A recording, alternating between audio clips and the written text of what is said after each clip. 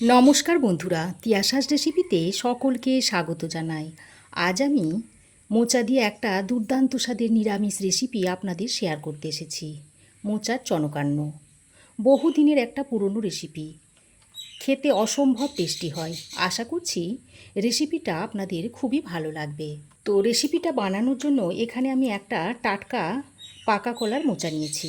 যে কোনো মোচা দিয়ে আপনারা এটা তৈরি করে নিতে পারবেন। তো প্রথমেই আমি এইভাবে মোচাটাকে ছাড়িয়ে নিচ্ছি। তার আগে আমি হাতে একটু তেল লাগিয়ে নিয়েছিলাম, যাতে মোচা ছাড়ানোর পর মোচার কষটা হাত থেকে উঠে যায়।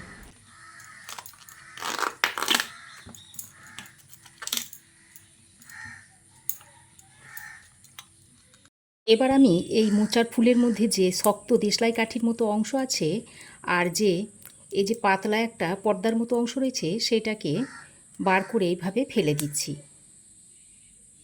এগুলো ছাড়ানো খুবই সহজ। মোচা ছাড়ানোর আরও অনেক রকমের পদ্ধতি আমার চ্যানেলে দেওয়া আছে, চাইলে আপনারা দেখে নিতে পারেন। দেখুন, সব মোচার ফুলগুলোকে আমি ছাড়িয়ে নিয়েছি। এইভাবে সব মোচার ফুলগুলোকে এক জায়গায় করে নিয়েছি। তারপর এইভাবে মিহি করে কুচিয়ে নিতে হবে।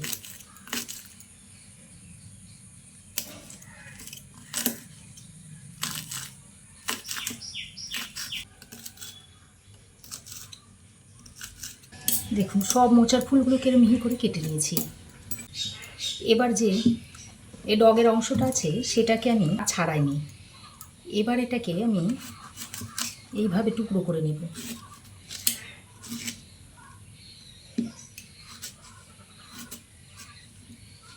এটাকেও একটু মিহি করে কেটে নিচ্ছি।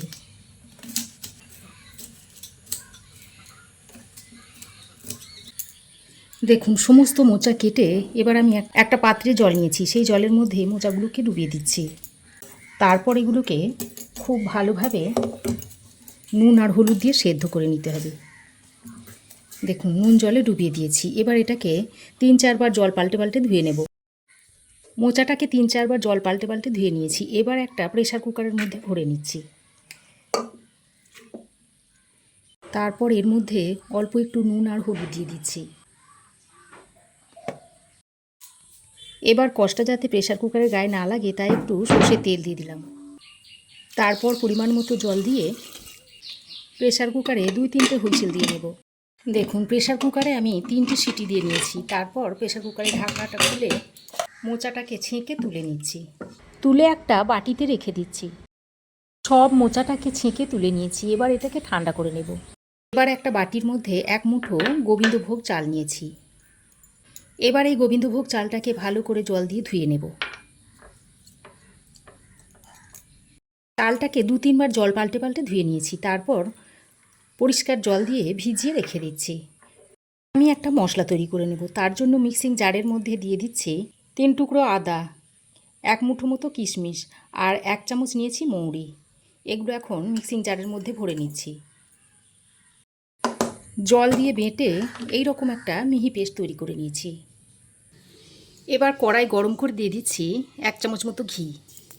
এবার ঘিটা মেল্ট হয়ে এলে যে গোবিন্দভোগ চালটা ভিজিয়ে রেখে দিয়েছিলাম সেটা ছেঁকে এর মধ্যে দিয়ে দিচ্ছি। তারপর চালটাকে ঘিয়ে ভালো করে ভেজে নিতে হবে। আপনারা সাদা তেলেও এটাকে ভেজে নিতে পারেন, তবে ঘিয়ে ভাজলে এর স্বাদটা কিন্তু খুব ভালো হয়। চালটা ঘিয়ের মধ্যে ভাজতে ভাজতে যখন দেখবেন এইরকম একটু চটপট করে উঠছে, সেই সময় চালটাকে নামিয়ে নিতে হবে। চালটা আমি ভালো করে ঘিয়ের মধ্যে ভেজে নিয়েছি। এবার এটাকে তুলে আমি একটা বাটির মধ্যে রেখে দিচ্ছি। এদিকে দেখুন, মোচা খুব ভালোভাবে ঠান্ডা হয়ে গেছে। এবার এর মধ্যে দিয়ে দিচ্ছি স্বাদ মতো নুন, অল্প একটু দিয়ে দিচ্ছি হলুদের গুঁড়ো, 1 চামচ মতো দিয়ে দিচ্ছি জিরে গুঁড়ো, অল্প একটু কাশ্মীরি লঙ্কার গুঁড়ো দিয়ে দিচ্ছি, 1 চামচ মতো দিয়ে দিচ্ছি আদা বাটা, স্বাদ অনুযায়ী চিনি দিয়ে দিচ্ছি। এবার সব কিছুকে মোচার সঙ্গে ভালো করে হাত দিয়ে চেপে চেপে মিশিয়ে নিতে হবে। বন্ধুরা, মোচার রেসিপি তো আপনারা অনেকভাবে খেয়েছেন। এইভাবে একবার তৈরি করে খেয়ে দেখবেন। আশা করছি বাড়ির ছোট থেকে বড় সকলেই আঙুল চেটে চেটে খাবে। মোচার সঙ্গে সমস্ত মশলা আমি খুব ভালো করে মিশিয়ে নিয়েছি। এবার আমি যে গোবিন্দভোগ চালটা ভেজে তুলে নিয়েছিলাম সেটা এখন একটু শিলনোড়াতে বেটে নেব। এইভাবে একটু জল দিয়ে বেটে নিতে হবে। চালটাকে জল দিয়ে বেটে নিয়েছি। খুব মিহি করে না বাটলেও চলবে। এইভাবে যদি ঘিয়ে বেটে চালটা ব্যবহার করা হয় তাহলে এর স্বাদটা আরও ভালো হয়। এবার রান্নাটা করার জন্য আবারও কড়াই গরম করে দিয়ে দিচ্ছি 2 চামচ মতো সর্ষের তেল, আর অল্প হাফ চামচ মতো ঘি দিয়ে দিচ্ছি।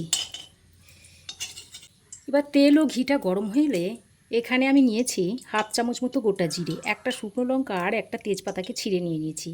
এগুলো এখন গরম ঘি ও তেলের মধ্যে দিয়ে দিচ্ছি। তারপর ফোড়নটাকে কয়েক সেকেন্ড ভেজে নিচ্ছি। এবার আমি এর মধ্যে মৌরি, কিশমিশ আর আদাটা বেটে নিয়েছিলাম সেটা দিয়ে দিচ্ছি। এবার আমি মশলাটাকে কিছুক্ষণ কষিয়ে নিচ্ছি। এবার আমি এর মধ্যে এই মিক্সি ধোয়া জলটা দিয়ে দিচ্ছি, দিয়ে আবারও কিছুক্ষণ এইভাবে কষিয়ে নিতে হবে। মশলার মধ্যে জলটা দেওয়ার পর বেশ কিছুক্ষণ সময় ধরে কষিয়ে নিয়েছি। এবার যে চালটা বেটে রেখেছিলাম সেটা এর মধ্যে দিয়ে দিচ্ছি। এই পর্যায়ে চালটা দিলে চালটা ভালোভাবে সেদ্ধ হয়ে যাবে। চালটা দিয়ে মশলার সঙ্গে খুব ভালো করে মিশিয়ে নিতে হবে। দেখুন, গোবিন্দভোগ চাল বাটাটা দিয়ে মশলার সঙ্গে খুব ভালো করে নেড়েচেড়ে মিশিয়ে নিয়েছি। দেখুন, ভালোভাবে কষিয়ে নিয়ে এবার আমি মেখে রাখা মোচাটা এর মধ্যে দিয়ে দিচ্ছি।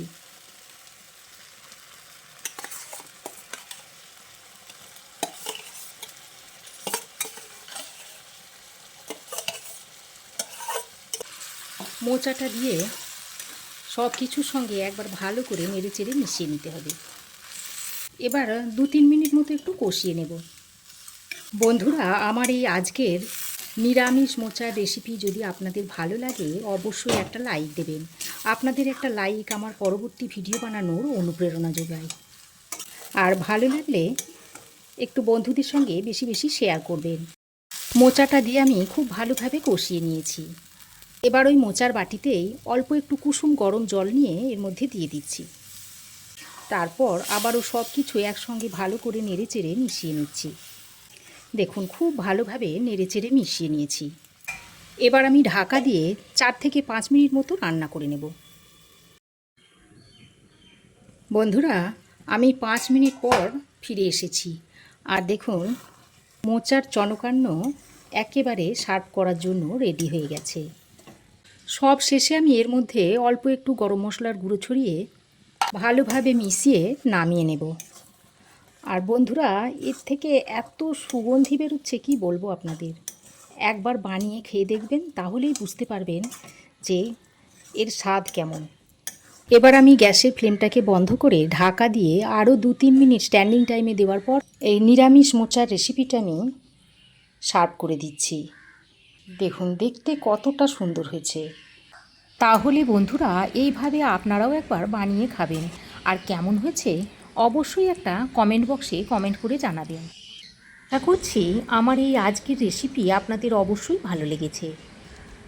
তো বন্ধুরা, আমার এই আজকের নিরামিষ মোচার চনকান্ন আপনাদের কেমন লাগলো অবশ্যই একটি কমেন্ট করে জানাবেন। ভালো লাগলে একটা লাইক ও শেয়ার করবেন। পাশে থাকা বেল আইকনটা অবশ্যই প্রেস করবেন। আর আমার চ্যানেলে নতুন বন্ধু হয়ে থাকলে প্লিজ চ্যানেলটা সাবস্ক্রাইব করার অনুরোধ রইল। আজ এ পর্যন্তই। আবার দেখা হবে নতুন কোনো রেসিপি নিয়ে নেক্সট এপিসোডে। সে পর্যন্ত ভালো থাকবেন, সুস্থ থাকবেন। ধন্যবাদ।